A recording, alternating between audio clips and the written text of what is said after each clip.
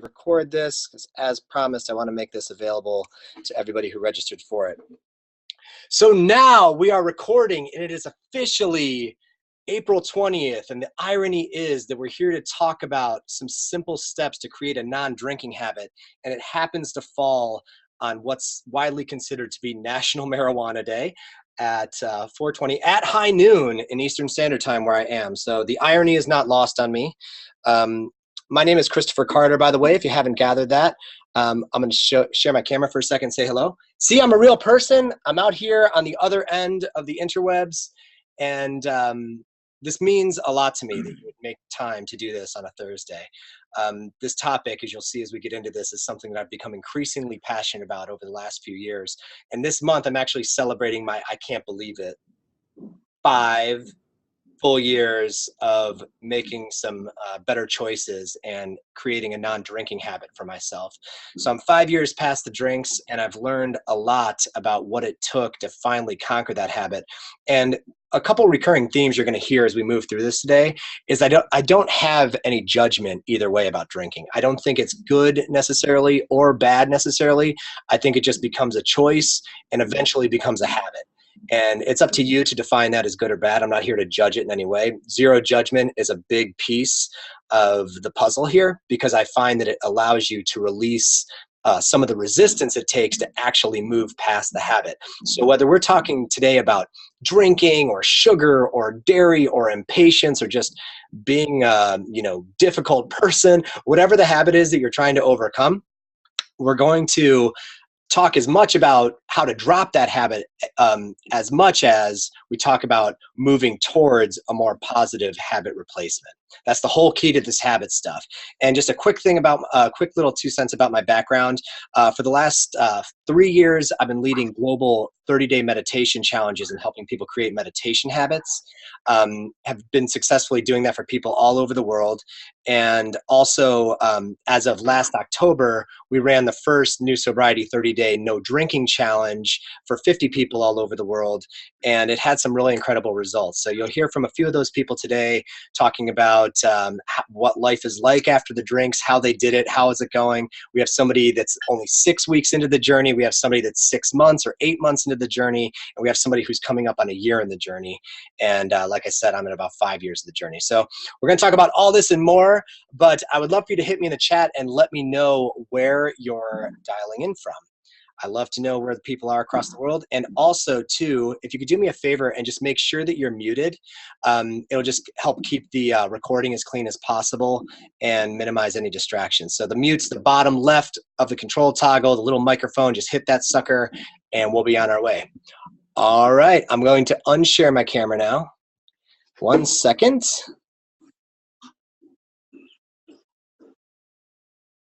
Here we go. So the 7 simple steps to create a non-drinking habit. We ready to jump into these?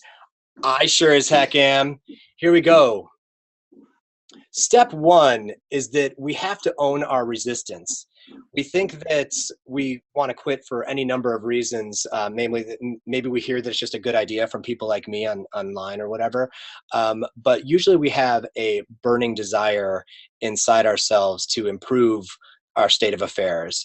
And what we find is that as things start to improve, whether it's in our finances or in our personal life, or maybe it's your spiritual practice, whatever it could be, is that certain habits just kind of linger on and just kind of get outdated. They're kind of like old software on your new upgraded operating system.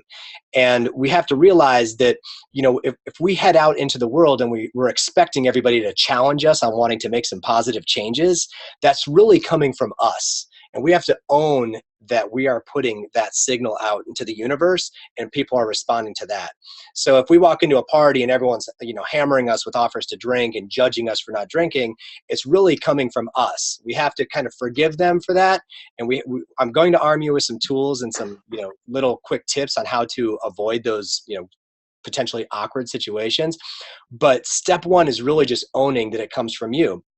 And what you might find is if you do a little bit to relax your energy around this and say, you know what, I'm just gonna go comfortably not drink. Maybe I'll hide the fact that I'm not drinking, but I'm going to just be open about this process rather than either judge myself or sit there and stew about, oh, I'm not drinking, everybody's judging me.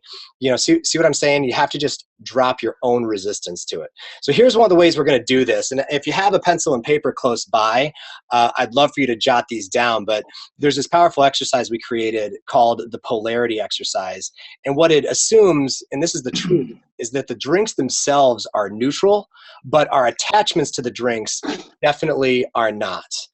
And here's what we do. We take a look at some of the positive things that alcohol has given us. These are the fun things to inventory, by the way. These could be writing down, oh my gosh, I met my partner through this. I partied with all my roommates in college. I met all of my current clients through drinking. Just, don't hold back. Celebrate what the drinks have given you. It's cool. I'm not going to judge you for that. But then we also have to account for the negative things that drinking has given you. Has it kind of fanned the flames of your ego a little bit? Maybe made you more inhibited in certain ways when you're not drinking? Has it made you more shy? Do you hold back in certain ways? Do you hide?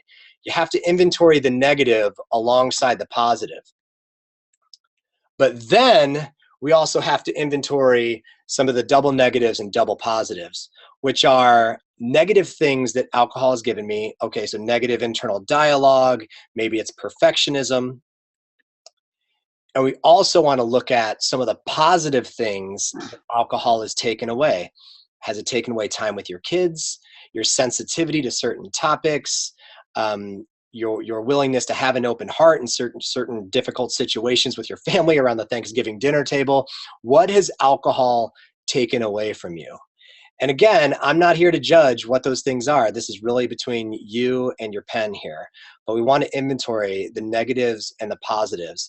And what you might find is that it creates somewhat of a tipping point where at least you become open to making a positive change. And I'm not asking you in any way to make a firm decision on whether to drink or not for the rest of your life.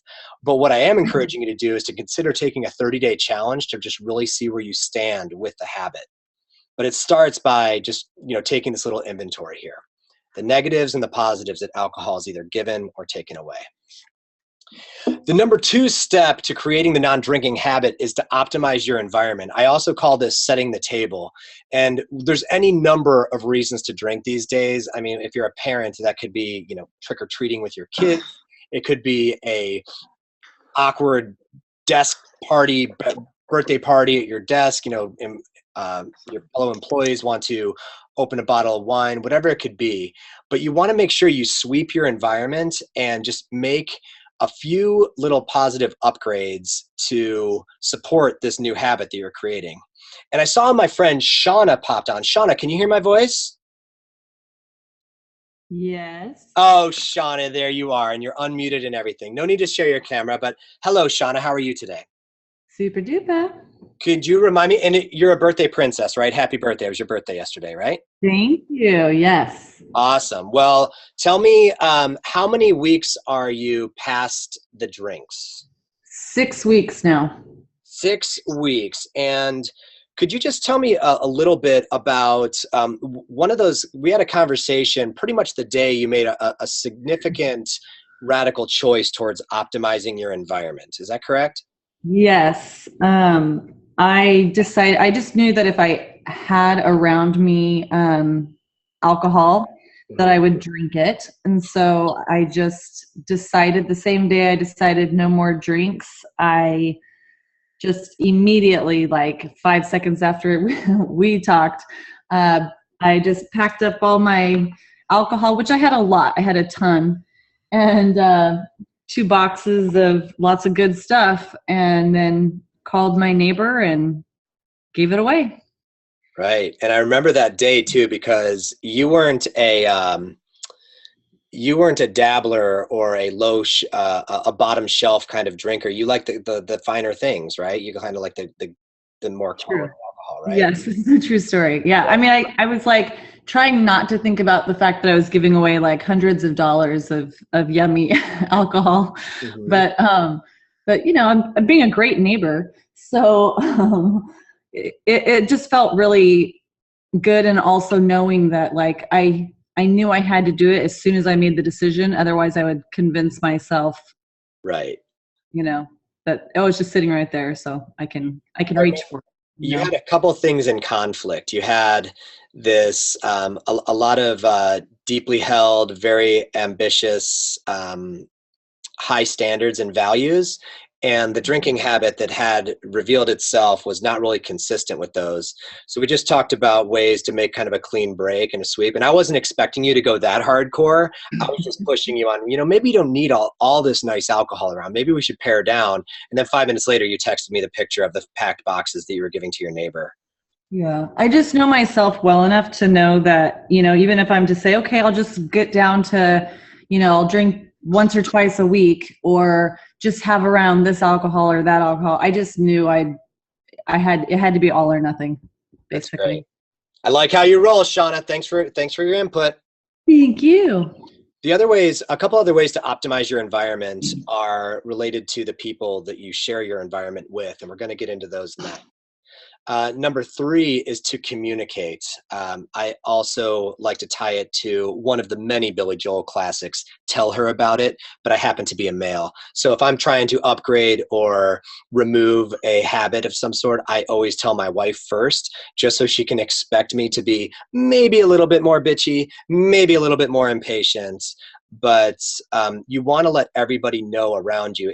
And people will say, well, I can't tell my coworkers because they're just going to pressure me to drink more. I would ask you to think about where you work and what the culture's like that you work in. I worked in a very successful startup company that won a lot of awards for culture, but it was a very high pressure drinking type of culture too.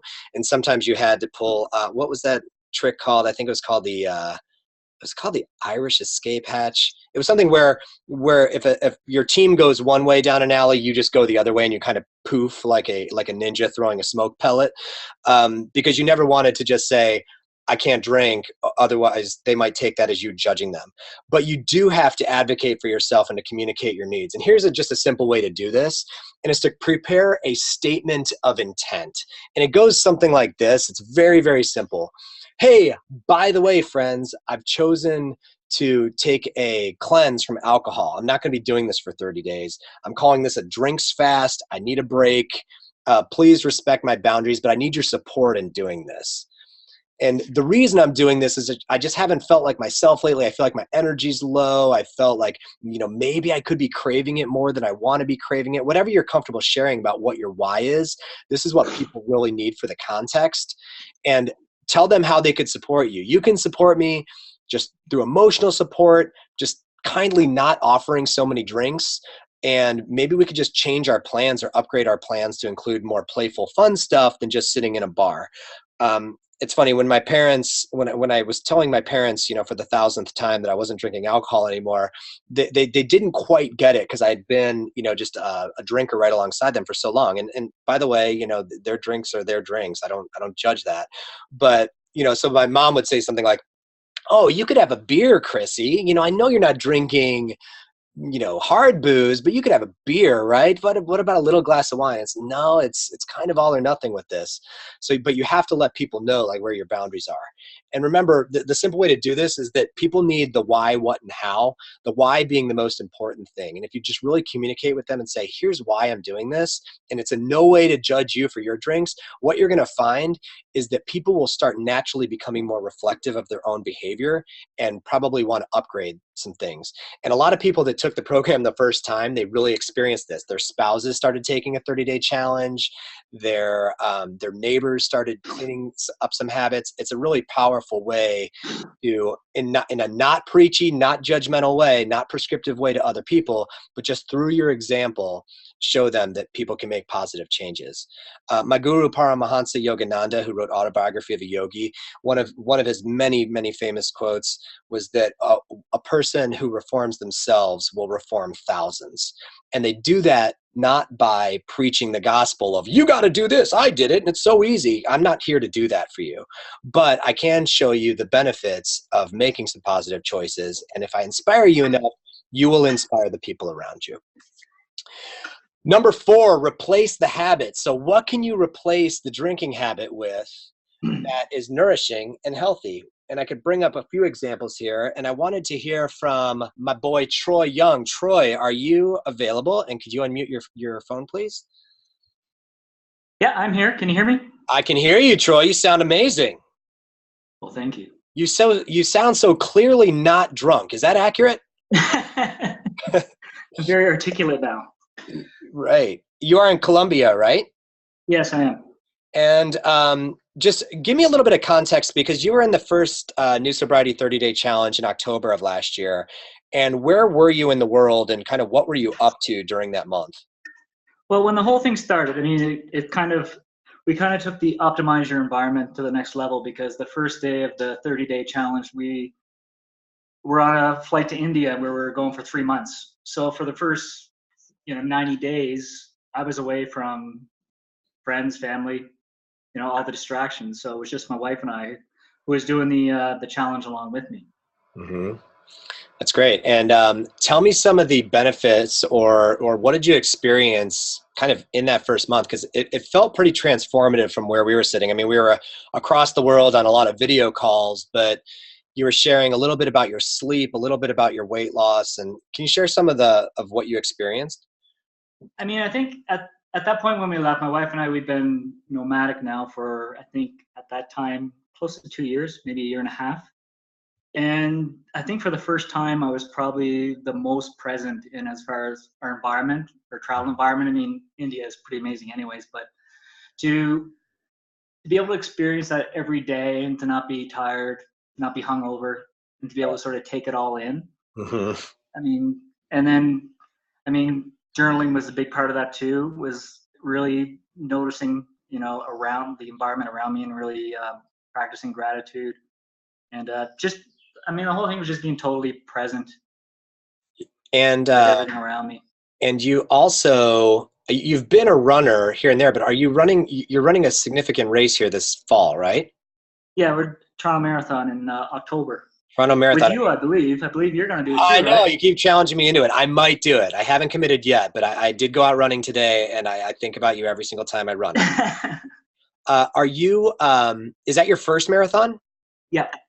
Awesome. So what I'm hearing from you as far as replacing the habit, and I didn't consider you like a rager drinker, but you were kind of like a government issue Canadian in a way. Like I'm a government issue American, which I grew up with. Yeah, that would be correct. At a certain teenage year, you're like, people hand you a prescription, like, oh, you should drink beer. Everyone's doing it. It's so cool. It's what we all do. And then you have a professional career and there's more reasons to drink and on. And you seem to be kind of like that type of drinker. Is that accurate? Exactly. I mean, I did it well for about 30 years. Right. Yeah. I retired at the height of my long distinguished, well, most of you have read about my 3 alcohol related arrests at this point, but, yeah, I did it for 22 years. But what I love about Troy's story is he flipped a switch on it, and then all of a sudden it was kind of like waking up. I mean, granted, he was in the spiritual seat of the world, which is in India, but he was meditating more, journaling more, running more, probably having deeper connections and meaningful connections with his travel partner, who's his wife. And absolutely, all of these things happened, I don't want to say directly in the place of alcohol, but it is a very interesting coincidence that, you remove something like the booze and all of a sudden it opens the door for a lot of positive things. Yeah. I mean, the first thing I noticed was, the difference in my health. I mean, immediately, I shed about 20 pounds in the 30 days. Wow. I mean, now I'm down, I think 30 pounds from last October. So, I feel great. Especially with running now. Yeah.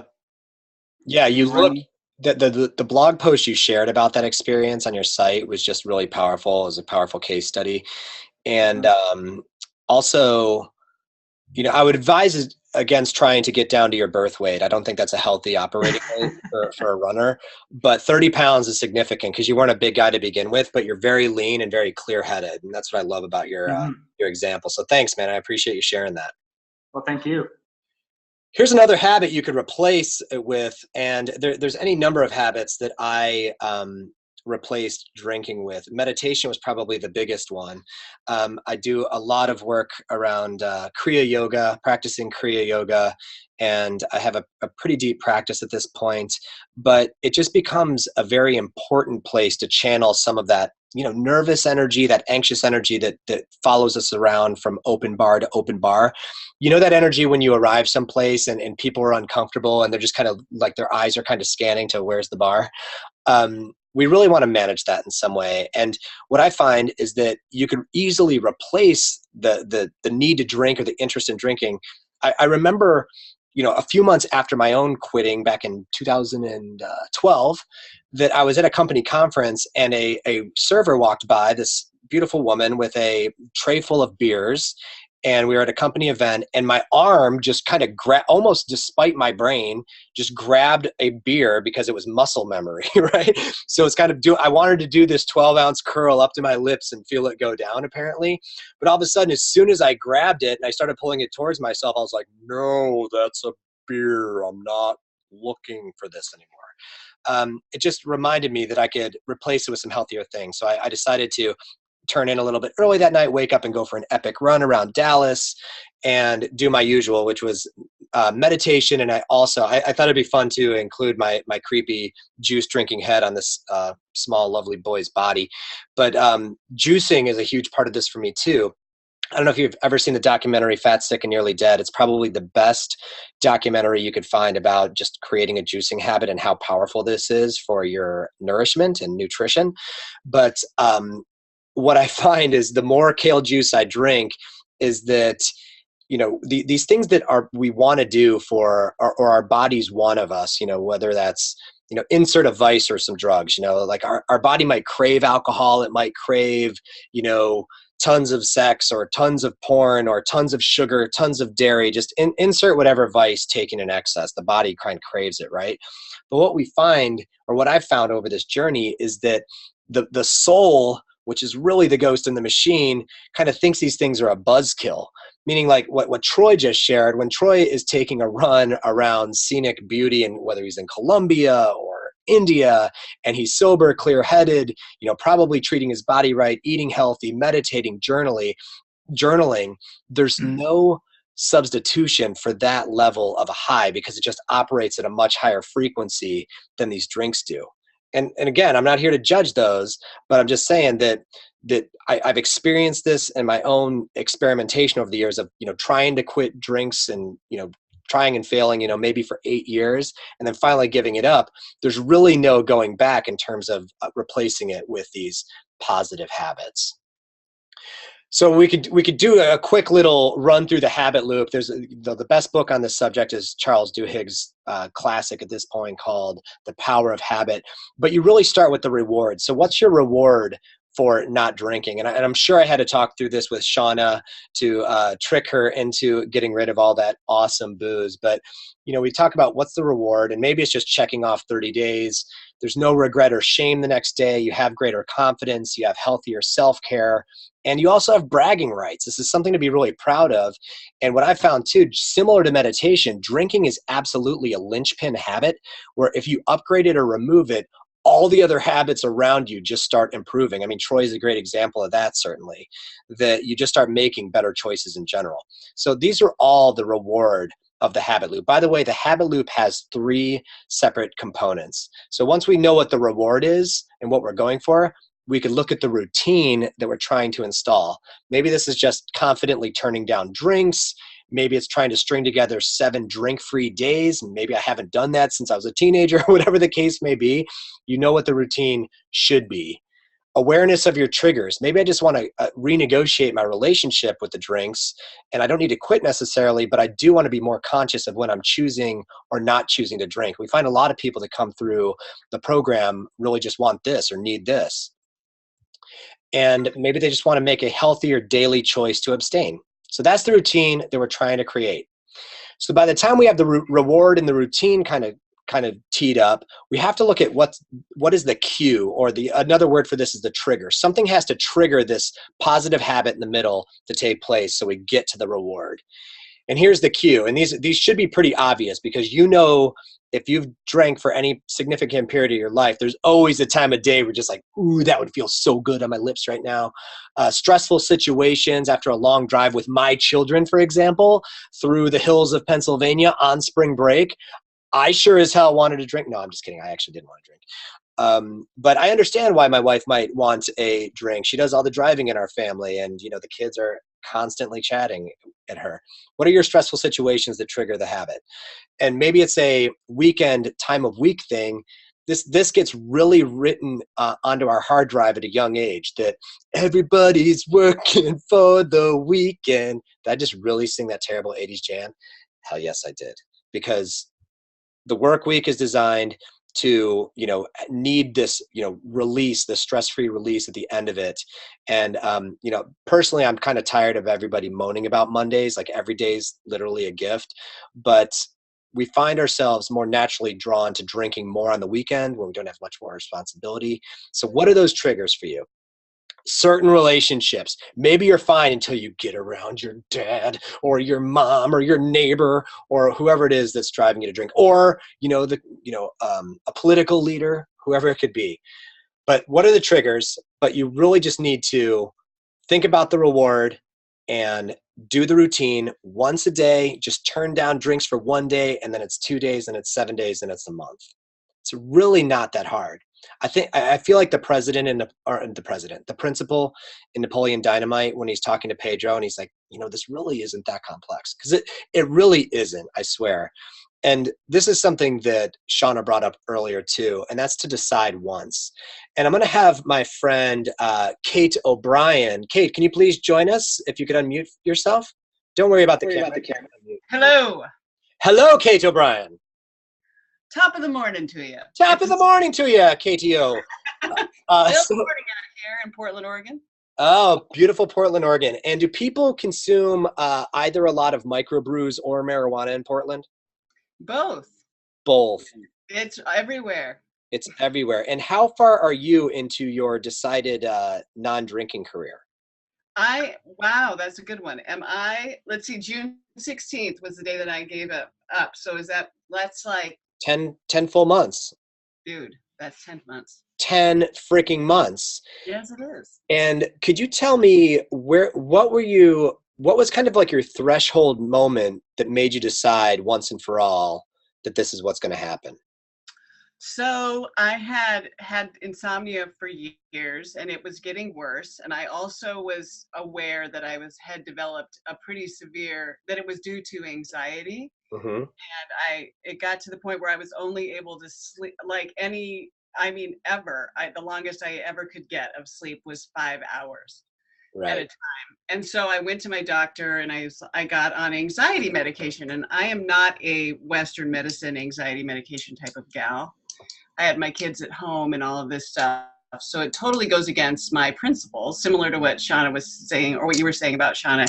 Mm-hmm. And my desire to be honest with myself, I knew that if I gave up alcohol, I knew from like times when I was too sick to drink that I slept well and stuff. Yep. So I knew that if I gave up alcohol, I would be able to sleep. And I also knew that sleep was the key to my cognition. Yep. And I basically get paid to be a thought partner for people, and that what I want to do with that required me to be able to get good sleep and control that piece of my life. So I gave it up, and I did, because I didn't want to take the anxiety meds, and the anxiety meds made me groggy. And so I gave it up, and boom, started sleeping like a baby. Right. And yeah. I gotta say, it looks good on you, because we got a chance to work together live in person last fall, right around the sobriety program. And by the way, Kate was a big inspiration for creating this. And watching her journey in parallel to running the program has been really amazing to watch. Because what's so impressive about you, Kate, is that you apply everything we talk about in here.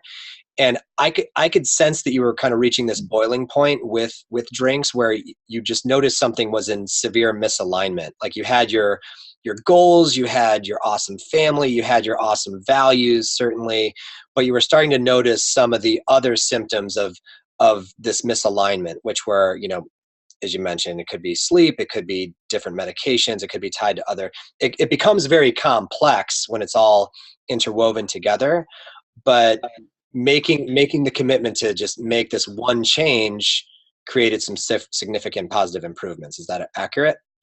Totally accurate. And the sleep thing was big because the lack of sleep caused the anxiety, which caused lack of sleep, and it was this vicious cycle. Right. And so sleep has to do with everything. I mean, and so it wasn't just sleep. I didn't want to be a big boozy person, but I'm like a super pro drinker. I can drink a bottle of wine and you would not think I'm drunk.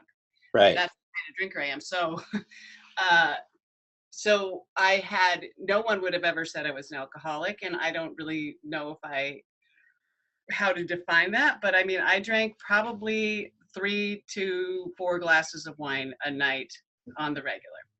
Right. And the only way to give that up, because I had tried moderation and stuff, was to just cut the cord completely. Yes. And what I find, from our first group of 50 that came through the group, there were people, there was a certain percentage of them that were kind of like you and me, Kate, it was kind of like an all or nothing thing where you have to just decide once, and then you don't have to have that conversation with yourself a million times throughout the week or month or year of, do I do this? Do I not do this? It just becomes a firm resolve. And the people I found that typically make the choice to do it that way probably needed to. And whether it was at that moment or not, my situation was that if I didn't quit by my own resolve in my 30s, I would certainly need professional rehab in my 40s. So, I wasn't on that road yet, but, Kate and I had many conversations about what it means to step off the elevator before it plummets to the basement floor at full speed. And just to opt out. And it's been really cool to watch you on that journey, Kate. And do you kind of recall that so many of the people that took the 30-day challenge mentioned how much their sleep improves? Oh, everybody. And a lot of people who didn't even really recognize that they weren't getting great sleep. That was like a side benefit. And then there were people who had insomnia like me and were like, holy cow. And physiologically, that's totally a blood sugar thing. Yeah. So I'm sure if you ate a ton of carbs right before bed, you might have a similar experience. But there's so many benefits. I mean, there's so many benefits. Yeah. The common one we hear is that, oh, well, it's not a stimulant, it's a depressant. So why would I, how could that improve my sleep? And you nailed it. It's all those sugars, specifically the residual bad sugars. I mean, even in the quality booze, you notice that when you give it up for 30 days, you're like, wow, I just don't feel so polluted. I mean, I loved microbrews, like I loved all the different alcohols, but the fermentation process of those, you just realize you're putting some nasty crap into your body and just giving it something to process. And that's usually going to happen when you try to carry yourself to bed after you're too buzzed. So thanks for sharing that, Kate. You're welcome. And let's talk about partying harder. This is number 6 on the simple steps to create your non-drinking habit. It's in no way to forsake or give away your right to rage at any level you feel comfortable with. And not everybody needs to throw on a unicorn head and, buy themselves a big wheel at the age of 40. But I will tell you that fun becomes kind of more fun when you're present to it. Things kind of glow a little brighter when you're sober and meditated and juiced and loved up by your family and the things you try to practice in lieu of the booze. I just remember having so many, either hungover days or just kind of woozy days after, a few days in a row of just drinking a little bit.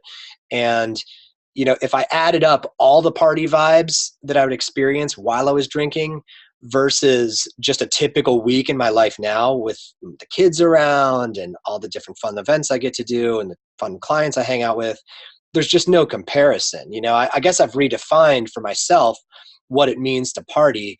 And I encourage everybody to do that as they move throughout their life. I mean, the same way that your body adjusts with age to running, you might not be in a running phase of your life necessarily. We can't just assume that we could always rage like we used to in the same ways, or that will be fulfilling for us. So I encourage you to think of ways to stretch the limits on the partying. One of my secrets is just to try to be the oldest of my wife's 4 children as much as possible. However, when real parenting does need to take place, I do step up and rock that shit too. But it's important for me to say that I'm not just a child all the time. But how can you get creative and have fun at times of the day that never should require alcohol? And I'm not talking about those people at the airport who, get the drink on at 7 a.m. before catching a plane. Look around your day and just get creative in ways. How can I thoroughly enjoy this? Because what you'll find is that alcohol doesn't really play into that anyway. And number 7, and the final one, and probably one of the most important ones, is to form a wolf pack.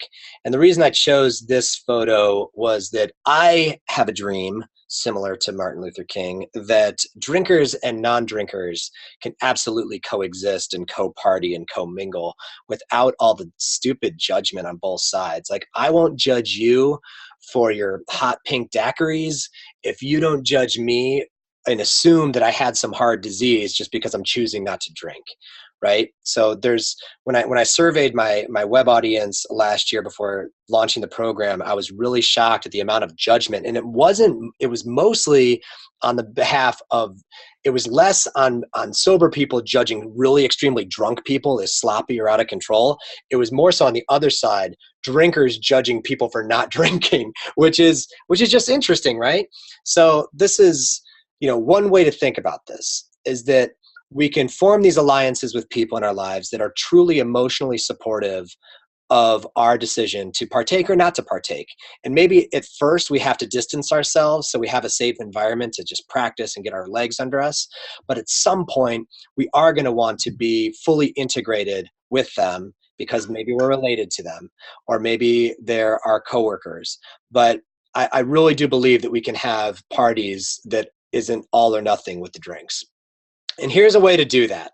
And this is something that I wanted to encourage everybody to do for the month of May. If you didn't see this coming, I apologize, but I do need to talk about this because it's something that I'm increasingly more excited about.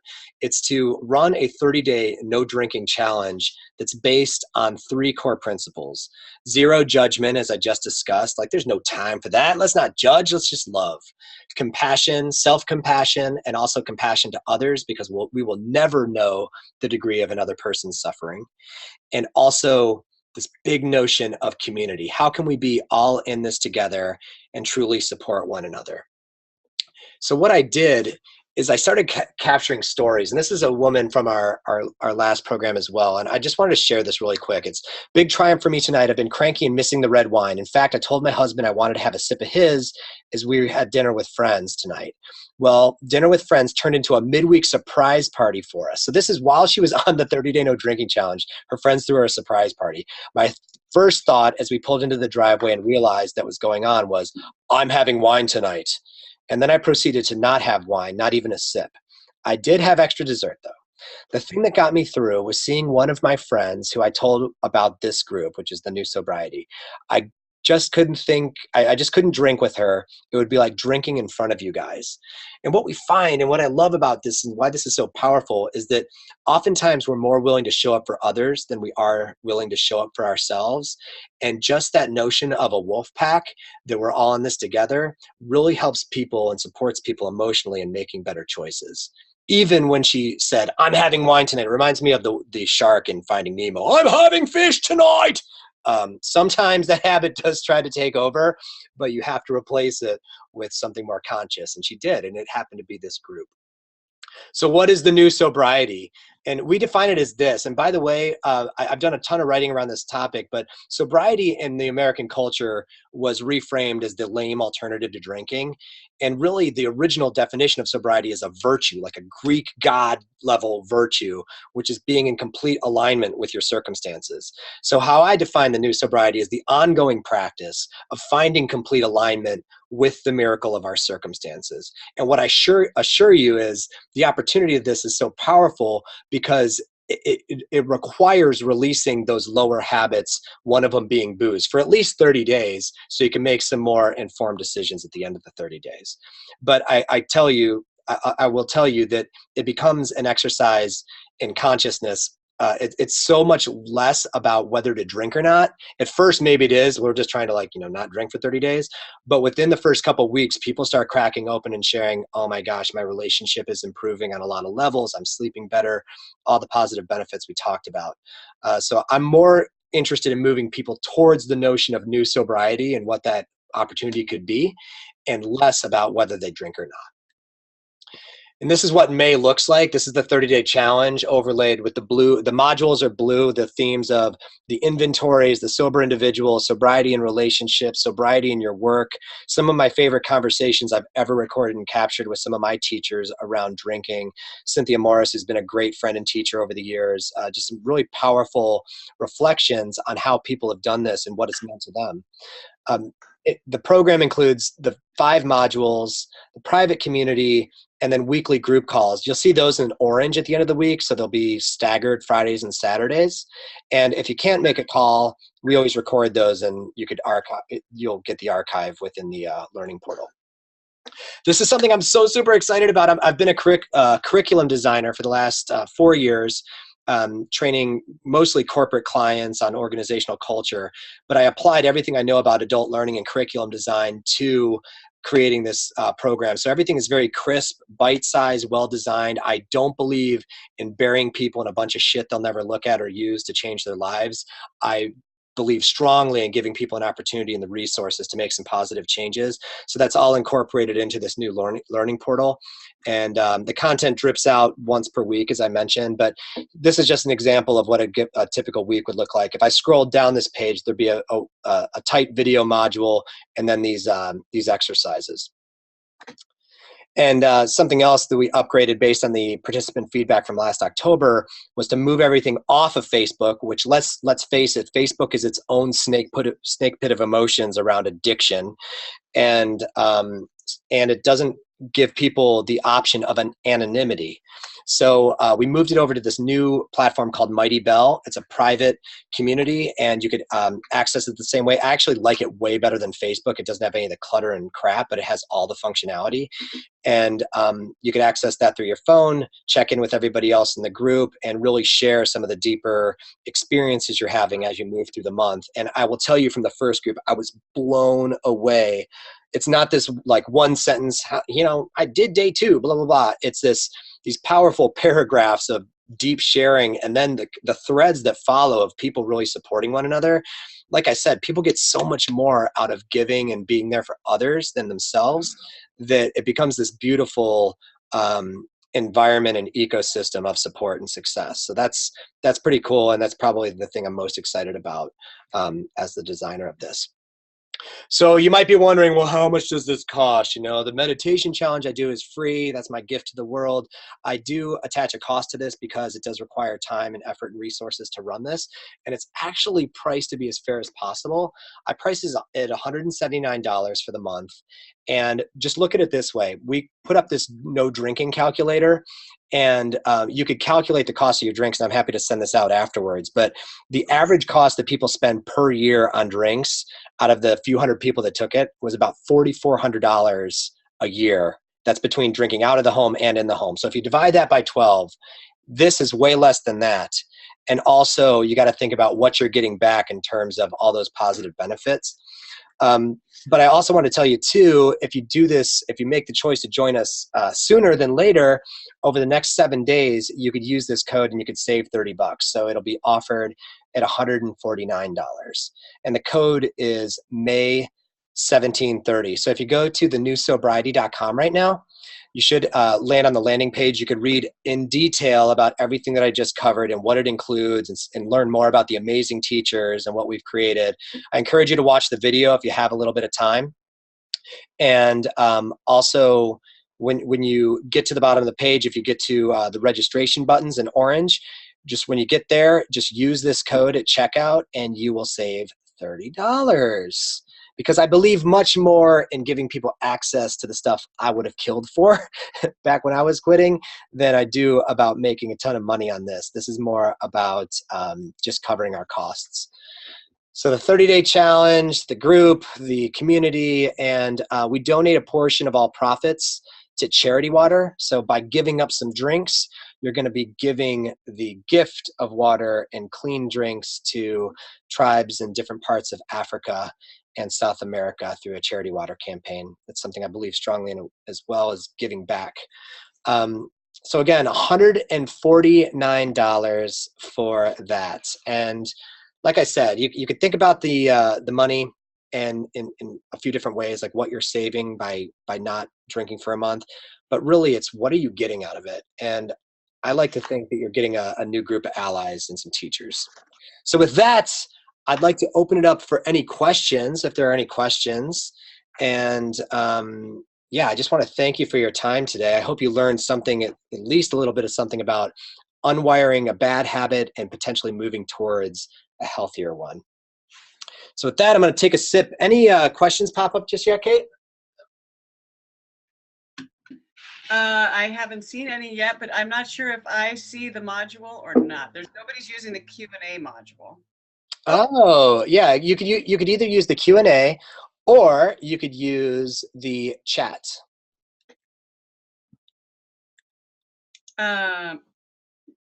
Nobody has any questions yet. I put the drinking calculator in the Oh, great. chat for people. Yeah, the drinking calculator, one of the things I want to share about that blows my mind every time I think about it, and I have a few really in-depth blog posts on this on my site, thisepiclife.com, if you want to read about the research and the analysis of this data. But Kate designed this amazing drinking calculator, and it's one thing to calculate your costs, your hard costs of, what you spend on drinks. I think we could all do that if we were willing to do it. But what you don't really calculate is your opportunity cost and the time that you spend in altered states. So for a typical drinker, like I mentioned, the total average, not the people on the crazy high end, but just in the middle that are spending $4,400 a year, they're spending, this is a crazy stat, they're spending on average around 40 hours per week in an altered state. An altered state, by the way, is defined scientifically as when there's alcohol in the system, it takes about an hour to clear out of your system. You are by no means like fully wasted in that period of time, but your body is in an altered state. And for me, it's less about, whether you're drunk or not, and more about, what are you blocking in terms of just some of the higher consciousness stuff that we talked about. How's your decision making, discernment? Are you acting from habit versus acting from free will and free choice? These things go drastically down when you're in an altered state. So that was really eye-opening for me with the drinks calculator. It was less about the cost of booze. We knew that would be expensive, but I think the time thing seems to me way more expensive. That if you could trim that down, and if you could trim that down significantly, you'd be a happier person. Any other questions about the drinks calculator? Because I love that thing. I feel like I want to do one of those for sugar next and dairy. Ooh, yeah. Yeah. The as far as the modules go too, I should mention that I'm a big fan. You probably got a taste from some of this content, but I don't believe in just linear bullets on a PowerPoint slide. I don't think that equals learning at all. So what I try to produce for people is just some, really thoughtful, story-based examples, and then get them to deeply reflect, and then do maybe a worksheet or two, or do an exercise, or go into the real world and practice. So one of these exercises we have, it's called the Punt.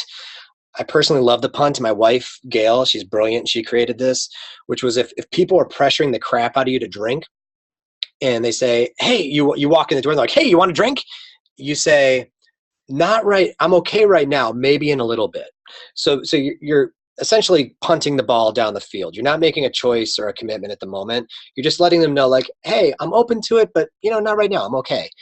And maybe in a little bit. So it leaves the door open as far as they're concerned, but it might diminish some of that anxiousness on either side, where that person offering you the drink might be giving you that vibe like they just need a wingman, or they need you to validate their own drinking at whatever time of the day it is, whatever. But I love that little, I collect these little tips and tricks. One of them is called the Punt, where we go out, week to week, and we practice these things. We come back together in the social group or online, and or on the online call, and share how these things are working. I remember people having a lot of fun with that one, and also adapting it for their own devious purposes.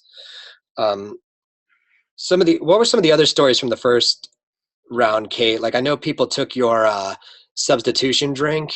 You came up with that. So we had, in fact, you and I'll have to talk about this later. There's all kinds of drinkies and stuff that we should put in the new format. And I've gotten way into making shrubs, which are vinegar, like infused vinegar, kind of sweetened vinegar things that you add to fizzy water, which is a game changer, because I need a little bit of vinegar every once in a while, you know what I mean? Full of piss and vinegar, so I need that. Got to keep my vinegar up. So, Yeah, you got to keep it high. So shrubs, and then there's all these, like, you can make your own or buy flavored syrups, which are big for sort of artisan cocktails. And then you're just making yourself, so much of drinking or smoking, that long time ago I was a smoker, so much of it is about the ritual, right? And so for me, the ritual of opening the bottle of wine and pouring that glass and the sound, I still had the ritual of making myself the drinky. And I didn't make it in the middle of the day, or I didn't do it. It was still at like 5 o'clock. My husband's having wine and I'm making myself this drink. And it was great. And I still have this. And so that's one of the things. And a lot of people had fun experiences with that, and getting really good teas. Also very big. So when you recognize how much money you're spending, it becomes suddenly totally a no-brainer to spend $15 on a box of fine tea, right? Which is going to last you 3 weeks or something, compared to a bottle of wine or whatever. That's what I've noticed that too. Like when you go grocery shopping and you buy booze at the same time, your grocery bill gets, inflated 30%, 25%, whatever it is. Yeah. But if you take that savings and put it into nourishing drinks or beverages, it's really fun, first of all, but also your body is so grateful. I mean, when the kale kind of hits the system and your cells kind of scream, yes, and it's kind of, I call it, being drunk with power. But you feel so remarkable, and people say, oh, I don't have time to juice, or that stuff's expensive. Some of these, finer cold pressed juices I drink are $11, $12 each. But I guarantee I'm so much further ahead financially than I was, spending that on cocktails that, took my vibe down versus, boosted my energy. So, yeah. Well, then the other thing is that, and I don't know if you're doing this and how you're running the course this time, in terms of the first week, but getting prepared. Are you guys doing that? Yeah. The first week we spend setting the table. So it's doing some shopping. It's making the commitment publicly and walking through these steps that we just covered. But it's also, you got to do some shopping and some stocking of the shelves.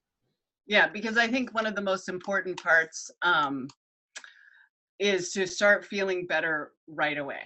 Because, so like, how can you support your body as it's detoxing from booze? And you do that by drinking fresh juices and all that. I would walk up to the little juice bar up the street when I walked my dog, and I would buy myself my liver cleansing juicy time, and it was like so great. I felt, because I had tried drinking so many times before and failed, I was aware of the sort of window of detoxability that I needed to have, and also the cravings that go with that detoxing process. And so I was able to, I think that's really important, that you are prepared for that to happen, and you have everything ready to go. Yeah, there is a physical detox that, depending on your levels of boozing, some people have it and some people don't. But there's also, what I love that Kate covered, is the ritual kind of detox. And that never goes away. Like, we don't want to remove the ritual if it was something that our brain loves and our brain craves. We just replace it with a better ritual, right? And what I realized was that I tried to quit for maybe 8 years, wasn't successful. It's because I was trying to move away from what I considered to be a bad habit of drinking. I was tired of the constant, nagging, chattering in my head saying, are you drinking too much? How many drinks is this? This is how many you drank this week or whatever. And so I decided once, but what made me successful this last time, and I'm going on 5 years now, no drinks ever, was that I was moving towards a series of better habits.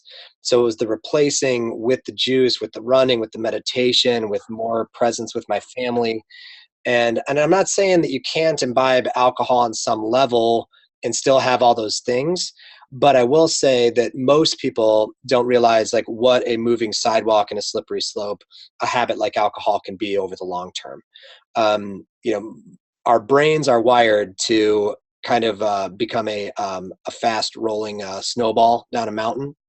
And if we just keep acquiring habits, you know, and I'm not, again, whether they're good or bad, we will be acquiring habits as we move through our lifetime. You don't want to be, you know, unable to flip the switch on that when you want to. So that's the point of it. But yeah, ritual is a huge piece of that. And I love when people get creative about doing some really thoughtful, nourishing things around rituals. Agreed. I mean, and of course I have the meditation ritual. I showed you my meditation station altar. Yeah. Things. This is another habit, right? That's the other habit that kind of concurrently occurred with me quitting and was an incredible support. Because, oops, let me put on my camera. Yeah. You can kick on your camera. Yeah. So my station is over here. It's not the prettiest thing in the world, but it is effective. And I have a ritual with that as well, meaning like to get me in the zone to be able to meditate because my brain's so freaking active. Well, you know, I was thinking my friend Shauna, who we heard from earlier, she's an amazing leader in the doTERRA organization, these amazing essential oils. And I got this little care package, and what I find is I move through my house and I put on some oils and I light some incense in another place. I have my meditation altar behind me, and we have this room of windows that overlooks the woods on the back where we did a yoga retreat last year, and that I consider that the family altar. And when I move through my space and I move through my life now, I just notice a lot of high levels of intentionality that were not there when I was drinking. It was kind of like, what can I get out of my ways to make it to the party, to the event, to the liquor cabinet, to whatever it was. And now without that kind of hustle, I tend to leave most surfaces littered with pretty awesome stuff that I want to go treat myself to, you know? And it's interesting, but 5 years of doing that, and drinking was just one piece of this, but I will definitely maintain that cutting out the drinking allowed me to pursue meditation more vigorously and allowed me to pursue doing the work I love in the world more passionately. And what I find is that out of the practice of doing that for 5 years, you just wake up one day and you're like, dude, things are unquestionably better, you know, like, and there just doesn't seem to be any going back, you know? Well, it's hard to develop or cultivate awareness if you're numb all the time. Right. Yeah. Right. And the numbness comes and goes from different substances too. You know, if it's not drinks, it's sugar or coffee. You know, I come on and off of coffee throughout the year. I happen to be on right now because I freaking love it and I deserve it and I'm special, whatever. But that sounds like addictive. I know it's a total rationale. I kicked it during the 30-day challenge for no drinking last year. I always give up something during the 30 days. I'd love to give up Facebook or something that I really have a challenge with.